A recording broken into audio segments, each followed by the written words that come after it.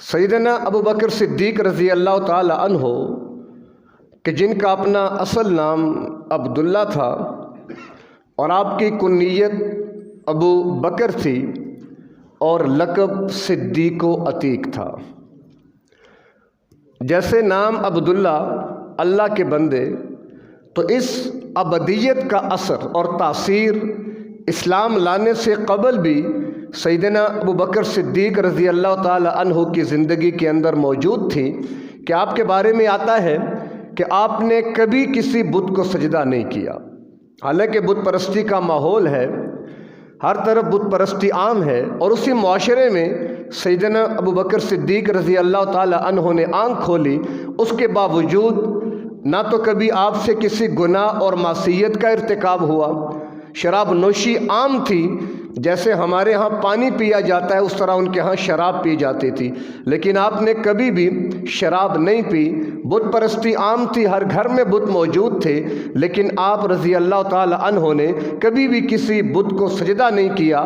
گویا پیدائشی طور پر آپ سلیم الفطرت انسان تھے اور سمجھتے تھے حالات، اور سمجھتے تھے کہ صحیح اور غلط کیا ہے۔ گویا اللہ نے ان کی فطرت کے اندر یہ بات رکھی ہوئی تھی، اور رکھتے بھی کیوں نہ کہ یہ وہی شخصیت تھی کہ جس نے سب سے پہلے پیغمبر آخر الزمان کے ہاتھ پر ہاتھ رکھنا تھا، آپ کا ہم سفر اور رفیق بننا تھا، اور ایسا ہم سفر اور ایسا رفیق کہ دنیا میں جتنی بھی رفاقتیں ہیں وہ ساری ختم ہو گئیں سوائے ابو بکر اور عمر کی رفاقت کے، جو آج تک موجود ہے، کہ آج بھی اللہ کے محبوب پیغمبر کے پہلو میں سیدنا ابو بکر صدیق بھی موجود، سیدنا عمر بن خطاب بھی موجود۔ تو یہ صلہ ہے اور یہ انعام ہے عہد وفا کا کہ جو سیدنا ابو بکر صدیق نے جب کیا تو اس کو پھر پورا بھی کیا۔ یعنی آپ کی عجیب سوانح حیات ہے اور آپ کا عجیب طرز زندگی ہے، اثار اور قربانی کی ایسی عظیم داستانیں ہیں کہ انسان کی عقل دنگ رہ جاتی ہے۔ روایات میں آتا ہے ایک مرتبہ آپ نے خواب دیکھا، چاند آسمان سے زمین پہ آیا، ٹکڑوں میں تقسیم ہوا، مکہ کے ہر گھر میں وہ ٹکڑا پہنچا، پھر وہ سارے ٹکڑے جمع ہو کر صدیق اکبر کی گود میں آ گئے۔ آپ نے بحیرہ راہب، جس کا تذکرہ سیرت کے عنوان پہ آپ سن چکے ہیں، ان کے پاس گئے اور ان سے اس خواب کی تعبیر پوچھی، تو بحیرہ راہب نے یہ تعبیر دی کہ نبی آخر الزمان جو آئیں گے تم ان کے متبعین میں شامل ہوگے اور آپ ان کے رفیق بنو گے۔ تو گویا اسی وقت روحانی طور پر ابو بکر صدیق ایمان لا چکے تھے۔ پھر ایک اور واقعہ، ایک سفر تجارت میں ایک شام کے اندر غالباً ایک ازدی عالم ملا جو کہ اپنی سابقہ کتابوں کے علوم کا ماہر تھا۔ اس کی جب نگاہ پڑی ابو بکر صدیق رضی اللہ تعالی عنہ پر تو کچھ علامات سے محسوس کیا کہ یہ وہی ہستی ہے کہ جس کا تذکرہ نبی آخر الزمان کے ساتھیوں میں سب سے پہلے آتا ہے۔ تو آپ کے پاس گئے اور جا کر آپ سے کہا میرے چند سوالات کرنے ہیں۔ کہا جی پوچھئے۔ پہلا سوال کیا کہ آپ مکہ سے آئے ہیں؟ کہا جی مکہ سے آیا ہوں۔ پھر سوال کیا کہ آپ بنو قریش میں سے ہیں؟ ہاں جی بنو قریش میں سے ہوں۔ پھر سوال کیا بنو قریش کی شاخ بنو تیم میں سے ہیں؟ ہاں جی بنو تیم میں سے ہوں۔ کہا ایک چیز اور، خدا را اپنے پیٹ سے ذرا کپڑا ہٹاؤ، ایک نشانی میں نے دیکھنی ہے۔ ظاہر شرم و حیا کے پیکر، لیکن اس نے اصرار کیا کہ بہت قیمتی بات تمہیں بتانی ہے، مجھے خدا را اپنا پیٹ ننگا کر کے دکھا دو۔ صدیق اکبر نے جب اپنا شکم مبارک سے وہ کپڑا ہٹایا تو ناف کے اوپر ایک تل دیکھ کر وہ گویا اش کر اٹھا اور آپ کے ہاتھ کو بوسہ دیا اور کہا کہ ہم نے اپنی کتابوں میں نبی آخر الزمان کے ماننے والوں میں جس عظیم شخصیت کا نام دیکھا پڑھا اور جس کی علامات کو ہم نے دیکھا، وہ ساری کی ساری علامات آپ کے اندر پائی جا رہی ہیں۔ تو اس نظریے پر مزید پختہ ہوئے۔ بارکہ مختصر یہ جو کہ تفصیل کا موقع نہیں ہے، تو ایک جب اللہ کے محبوب پیغمبر کے ساتھ تعلق تو پرانا تھا، یعنی ابو بکر صدیق کی عمر 38 سال تھی، جبکہ آپ صلی اللہ علیہ وسلم کی عمر 40 سال جب آپ کو نبوت ملی۔ البتہ آپ کا تعلق 16 اور 18 سال کی عمر سے چل رہا تھا۔ گویا آپ کی صحبت اللہ کے محبوب پیغمبر کے ساتھ رہی۔ اللہ کے محبوب پیغمبر کا تعلق جوانی سے ہی صدیق اکبر کو میسر آیا، اور ظاہر ہے الناس علی الرجل علی دین خلیلہ، کہ آدمی اپنے دوست کے دین پر ہوتا ہے۔ دوست آدمی کی پہچان ہوتا ہے۔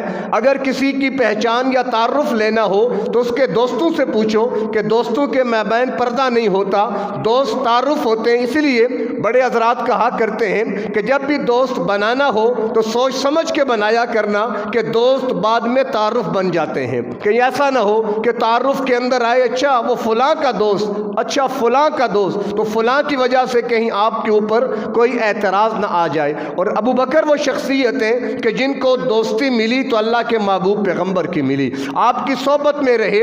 2 سال آپ سے چھوٹے تھے، جب آپ نے نبوت ملنے کے بعد اپنے دوست ابو بکر صدیق سے اس بات کا اظہار کیا تو فوراً ابو بکر صدیق نے ہاتھ بڑھا کر آپ کے ہاتھ پر ایمان لایا۔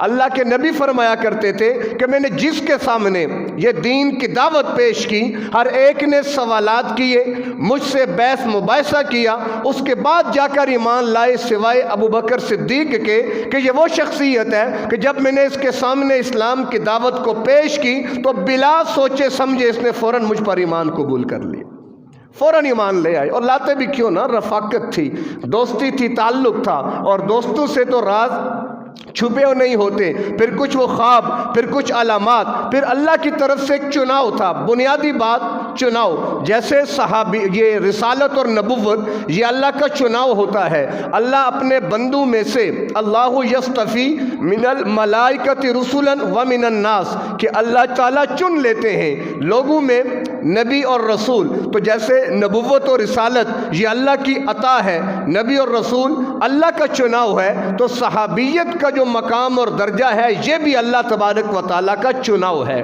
جیسے نبی اور رسول اللہ بنائے تو بنتا ہے، کوئی اپنی محنت کی بنیاد پر نبی اور رسول نہیں بن سکتا، اسی طرح صحابی بھی وہی بنے گا جس کو اللہ چاہے گا۔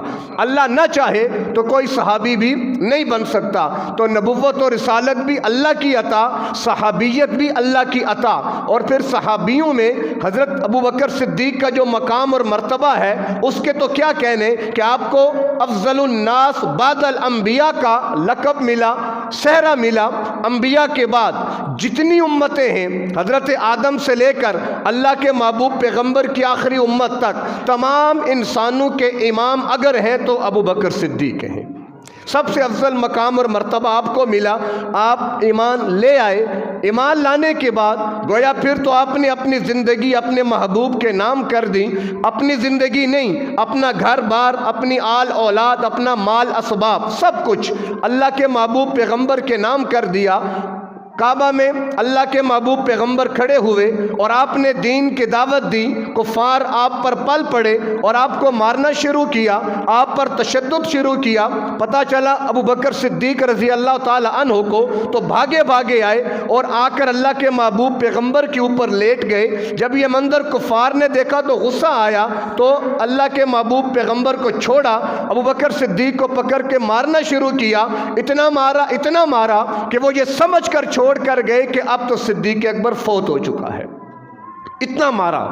بعد میں قبیلے کے لوگ آئے اور آپ کو اٹھا کر گھر لے گئے۔ جب رات کہیں ہوش آیا، فوراً گھر والوں نے دودھ پیش کیا، تو پہلا جملہ جو زبان پر آیا تو یہی تھا کہ کیف حال حبیبی، کہ مجھے بتاؤ میرے محبوب کا حال کیسا ہے۔ لوگ غصے ہوئے کہ جس کی وجہ سے آپ کا یہ حال ہوا، ابھی بھی آپ اسی کا نام لیتے ہیں، یہ دودھ تو پی لے کچھ طاقت آئے۔ تو کہا جب تک اپنے محبوب سے ملاقات نہیں کروں گا، ان کا چہرہ نہیں دیکھوں گا، میں دودھ نہیں پیوں گا۔ تو آپ کی والدہ سلمہ ام الخیر اور ام جمیل نے آپ کو اٹھایا اور اپنے کندھے ان کے اوپر ہاتھ رکھے اور گھسٹتے پاؤں کے ساتھ چلتے چلتے اللہ کے محبوب پیغمبر کی قیامگاہ پر پہنچے۔ اللہ کے محبوب سامنے موجود، دروازہ کھلا، صدیق سامنے آئے تو اللہ کے محبوب پیغمبر دوڑ کے آئے اور صدیق کو سینے سے لگا لیا۔ تو کہا کہ اب میرے سارے غم دور ہو چکے ہیں، اب میرے سارے غم ہلکے ہو چکے ہیں۔ یہ تعلق تھا صدیق اکبر کا اللہ کے محبوب پیغمبر کے ساتھ۔ پھر اس کے بعد آپ سفر میں جائیں تو ابو بکر آپ کے ساتھ، آپ مقام پر ہوں، ابو بکر آپ کے ساتھ۔ آپ فرمایا کرتے تھے کہ اذهب انا و عمر، یعنی جہاں پر بھی آپ گئے، میں تھا، ابو بکر تھے اور عمر تھا، میں آیا ابو بکر آئے اور عمر آئے، میں گیا ابو بکر گئے اور عمر گئے، یعنی ہر جگہ پر جہاں اللہ کے محبوب پیغمبر اپنا تذکرہ فرماتے تو وہاں پر ابو بکر اور عمر کا تذکرہ ضرور فرمایا کرتے۔ یعنی یہ حضرات کی عظمت اور شان اور اللہ کے محبوب پیغمبر کے ساتھ ایک تعلق کی بہت بڑی بنیاد تھی۔ اسی طرح جب خدیجہ رضی اللہ تعالی عنہ کا انتقال ہو گیا اور آپ ظاہر ہے زوجہ بیوی اس کا ایک مقام ہے تو آپ غمگین رہنے لگے، تو ایک صحابیہ نے رائے دی اگر آپ کہیں تو میں ابو بکر صدیق کی بیٹی عائشہ کے لیے آپ کی بات کر لوں۔ تو اللہ کے محبوب پیغمبر نے فرمایا مجھے کوئی اعتراض نہیں، آپ بات کر سکتے ہیں۔ وہ چلی گئیں، جا کر بات کی تو صدیق اکبر رضی اللہ عنہ نے کہا یہ تو میرے لیے سعادت کی بات ہے کہ سرکار دو جہاں کے نکاح میں صدیق کی بیٹی جائے گی۔ یہاں پر ایک بات سمجھتے جائیں، عموماً یہ بات مشہور بھی ہے اور اکثر لوگوں نے یہ لکھا بھی ہے کہ 6 سال کی عمر میں نکاح ہوا اور 9 سال کی عمر میں رخصتی ہوئی، حالانکہ بعض علماء نے کہا کہ یہ بات ٹھیک نہیں ہے اور اس پر انہوں نے جو دلائل، چونکہ موضوع نہیں ہے اس کی تفصیل میں جایا جائے تو اتنی بات ان علماء نے ثابت کی ہے کہ کم از کم 16 یا 18 سال آپ کی عمر تھی جب آپ کی رخصتی ہوتی ہے۔ یہ جو 9 سال کی بات کی جاتی ہے یہ بات ٹھیک نہیں ہے، یہ بات درست نہیں ہے، اور مانے بھی کیسے کہ 9 سال کی بچی ہے اور ہم یہ